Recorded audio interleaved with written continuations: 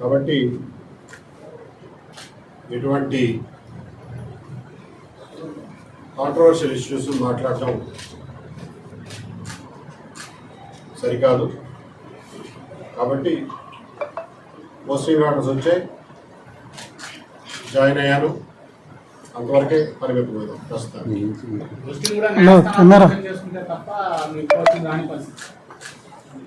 ఎందుకే తోస్తావు అలా నువ్వు చేతి నానే పరిపాలన తోస్తూ ఉంటావు. ఇన్నాళ్ళు నాతో ఉండి నాకు తోడుగా ఉండి ధైర్యం చెప్పి వెన్నంటి ఉన్న మిత్రులు, శ్రేయోభిలాషులు అందరికీ నేను ఎప్పటికీ రుణపడి ఉంటాను.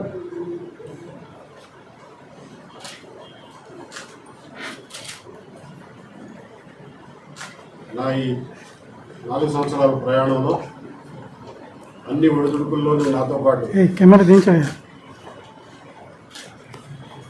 తోడుగా ఉన్నటువంటి నా కుటుంబ సభ్యులకి, మిత్రులకి, శ్రేయోభిలాషులకి, దేశ విదేశాల్లో ఉన్న శ్రేయోభిలాషులందరికీ నేను ఎల్లప్పుడూ కృతజ్ఞుడిగానే ఉంటాను.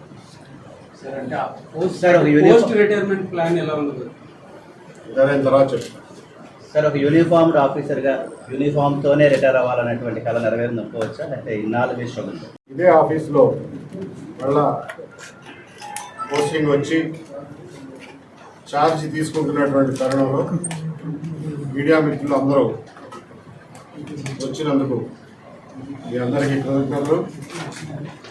అలాగే ఇక్కడికి వచ్చి నాకు అభినందనలు తెలియజేయడానికి వచ్చిన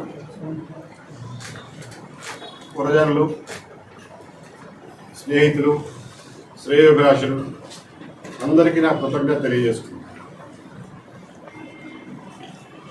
ఈరోజు నా పదవి విరమణ రోజు కూడా అదే రోజున పోస్టింగ్ ఆర్డర్స్ తీసుకుని ఉదయం పదవి స్వీకరణ చేసి మధ్యాహ్నం పదవి విరమణ చేసేటటువంటి పరిస్థితి కలిగింది.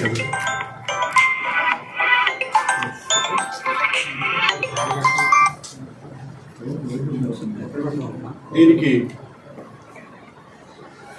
కారణాలు ఏమైనప్పటికీ కూడా